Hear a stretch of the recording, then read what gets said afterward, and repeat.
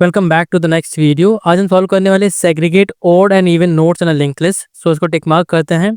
Problem को समझते हैं कि चलो प्रॉब्लम है क्या, then we will understand different solution of this problem. Segregate odd and even nodes in a linked list. अब ये प्रॉब्लम स्टेटमेंट है क्या, इसको थोड़ा सा समझते हैं। देखो सिंपल, हमारे पास यहाँ पे लिंक लिस्ट दी होगी। ये हमारी इनपुट लिंक लिस्ट है, ये वाली हमारी इनपुट लिंक लिस्ट है, ठीक है। और ये वाली हमारी आउटपुट लिंक लिस्ट है। सो इनपुट और आउटपुट कैसे आ रहा है, ये लॉजिक समझने की कोशिश करते हैं कि इसका मतलब क्या है, सेग्रीगेशन का मतलब क्या है। बेसिकली हमें करना क्या है, हमारा जो पॉइंटिंग का फंडा है ना, ये जो यहाँ पे फर्स्ट वाले नोट से सेकंड वाले नोट पे जा रहा है, इसको हमें क्या करना है, अल्टरनेट नोट पे करना है। मतलब पहले से तीसरे पे जाना चाहिए, ठीक है, फिर तीसरे से पांचवें पे जाना चाहिए, ठीक है। नोट मतलब इंडेक्सिंग वाइज देखें हम, पहले से तीसरे नोट पे, फिर तीसरे से पांचवें नोट पे मैं जा रहा हूँ। वैसे इस वाले नोट की बात करें तो ये यहाँ से सेकंड नंबर पे आएगा, देन उसके बाद में यहाँ से नल पे चला जाएगा, ठीक है। देखिए नल पे आ जाएगा। अब यहाँ पे जो हमारा आउटपुट होगा वो क्या कर रहा होगा, जो स्टार्टिंग वाला नोट से जितन जो नई वाली हमारी लिंक लिस्ट बन रही है 1 3 एंड 5, वो स्टार्टिंग में आ जाएगी, ये आ गई 1 3 एंड 5। देन हमारे पास में क्या होगा, रिमेनिंग वाली जो होगी वो हो जाएगी 2 एंड 4। तो ऐसा करके हमको क्या करना है, इसको सेग्रीगेट करना है। मतलब जो हमारे ऑड इंडेक्स पे एलिमेंट्स हैं उनको स्टार्टिंग में लेके आना है, और जो इवन इंडेक्स पे एलिमेंट्स हैं उनको आगे लेके जाना है, ठीक है, मतलब लास्ट में अटैच कर देना है।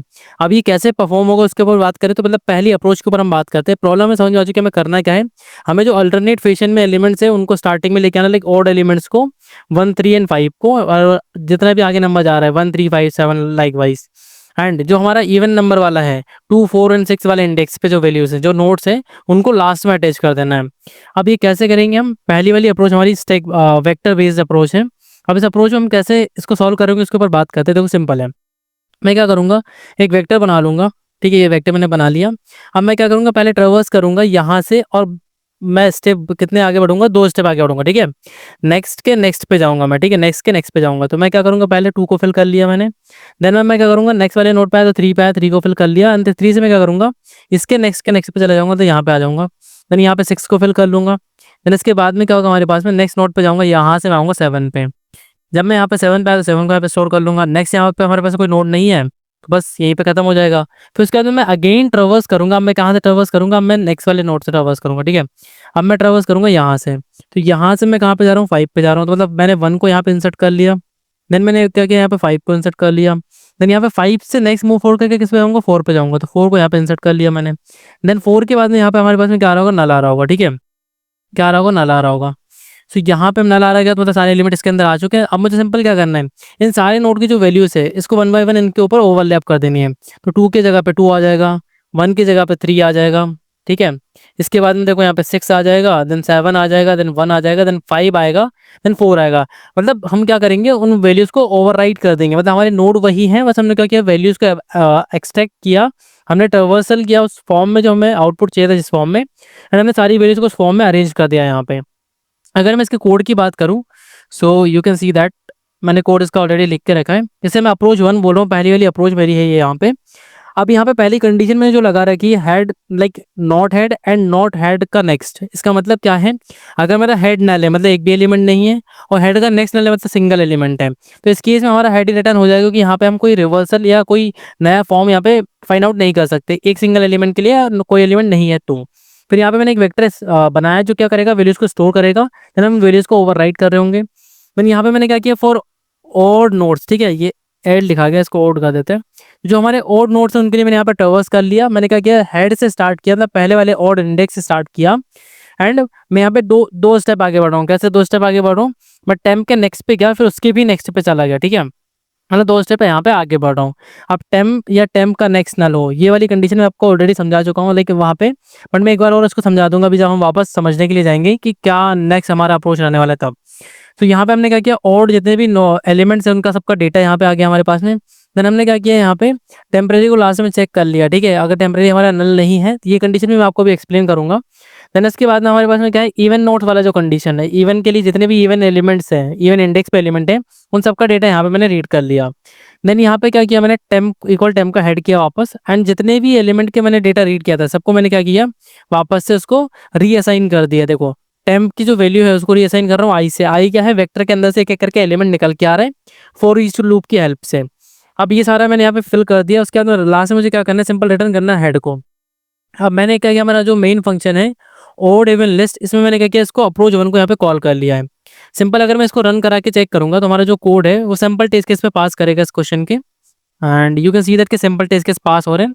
सिंपल यहाँ पे अगर मैं सबमिट पे क्लिक करूँ तो लेफ्ट साइड में हमें आउटपुट दिखेगा कि हमारा ये जो कोड है, बेसिक पहली जो हमारी अप्रोच है वो सक्सेसफुली काम कर रही है, जितने भी टेस्ट केस लगे हुए हैं सब पे पास कर पा रही है। नाउ अगर मैं बात करूँ सेकंड वाली अप्रोच की, एंड कुछ जो केसेस जो मैं यहाँ पे एक्सप्लेन करने वाला था जो मैंने एक्सप्लेन नहीं किया। पहले वाला था कि यहाँ पे मैं चेक कर रहा हूँ टेम्प या टेम्प का नेक्स्ट, ठीक है, या तो टेम्प हो या टेम्प का नेक्स्ट नल हो, इन दोनों केसेस को यहाँ पे मैं चेक कर रहा था, ठीक है, ये टेम्प का नेक्स्ट हो गया।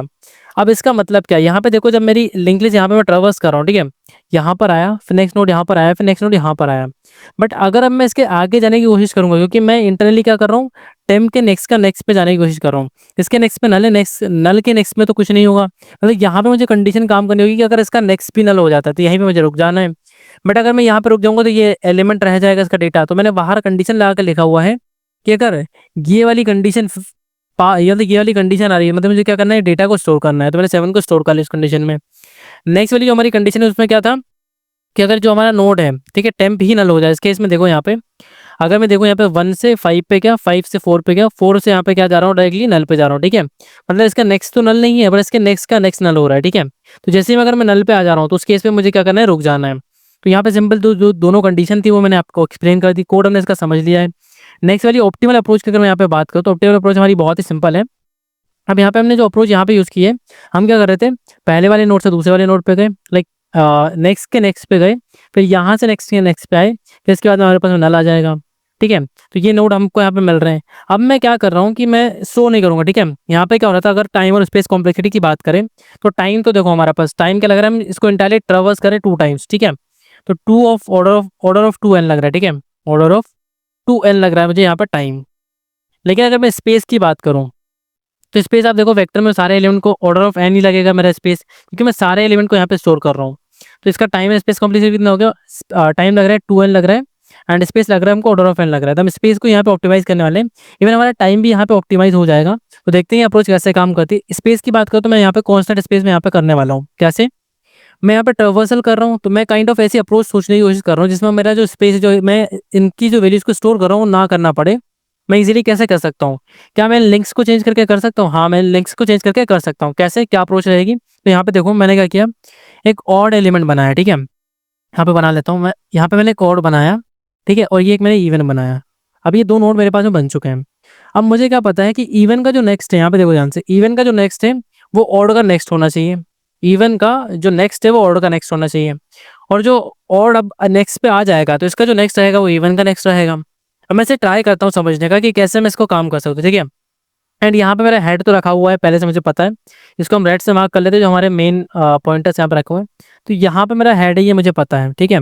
और यहाँ पे मेरा क्या है, यहाँ पे मेरा इवन वाला मैंने रख रखा है, ठीक है।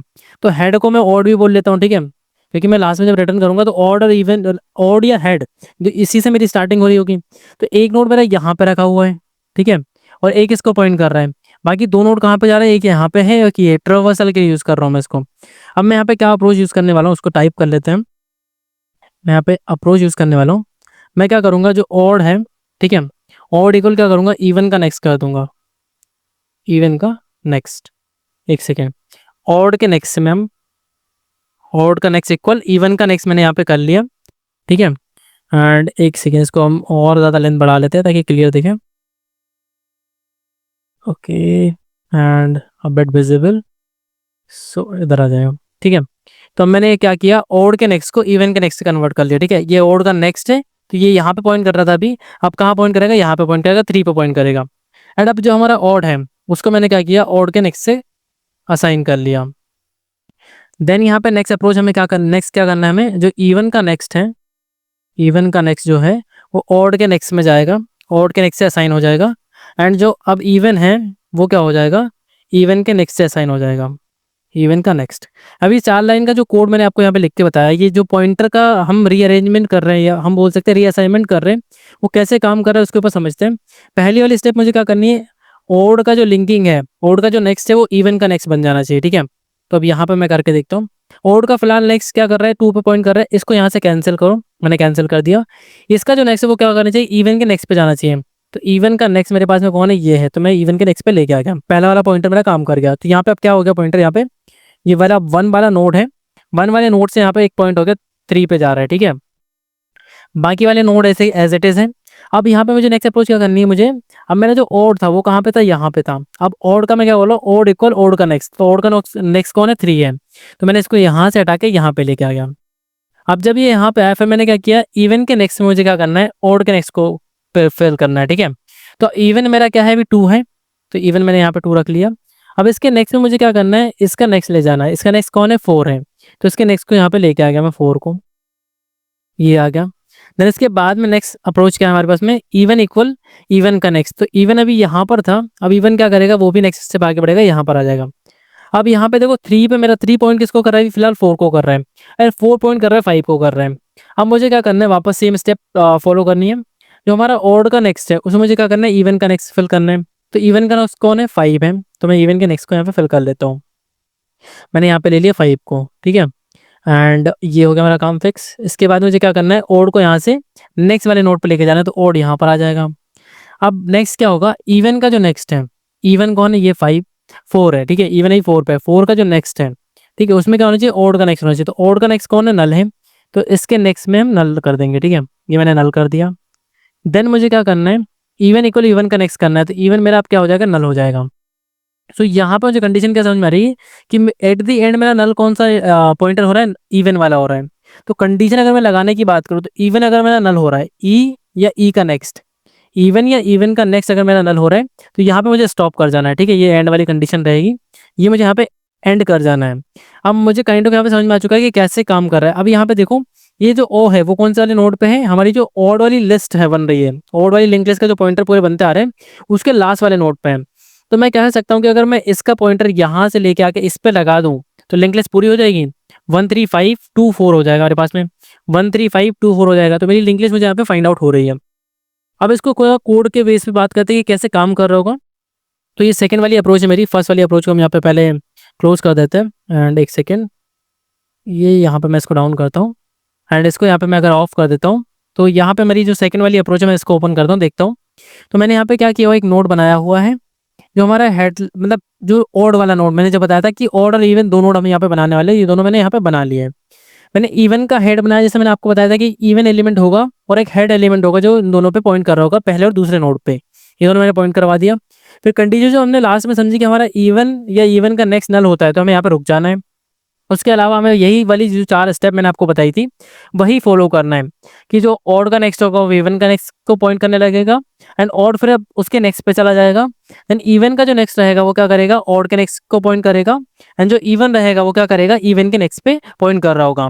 एंड एट दी एंड हम यहाँ पे क्या करेंगे, ऑड का जो नेक्स्ट होगा, हमको पता है कि ऑड हमारा कहाँ होगा, लास्ट वाले एलिमेंट पे होगा, ऑड वाली लिस्ट के, तो उसके नेक्स्ट में क्या करेंगे, इवन के हेड को यहाँ पे फिल कर देंगे एंड हमारी जो लिंक लिस्ट होगी इंटायरली कनेक्ट हो जाएगी पूरी कंप्लीट। और लास्ट हम यहाँ पे क्या करेंगे, हेड को रिटर्न कर देंगे।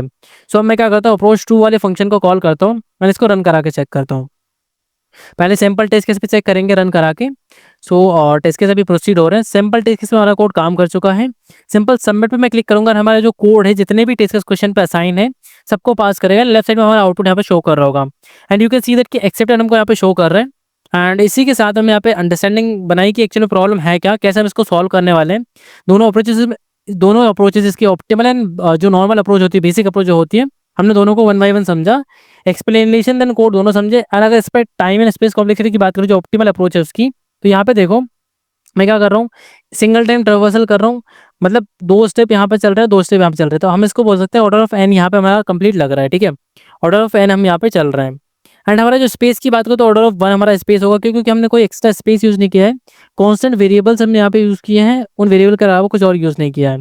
तो स्पेस हमारा रिड्यूस हो गया, टाइम भी हमारा रिड्यूस हो गया, क्योंकि वहाँ पे टाइम कितना लग रहा था, ऑर्डर ऑफ 2n लग रहा था हमारा टाइम, ऑर्डर ऑफ 2n लग रहा था।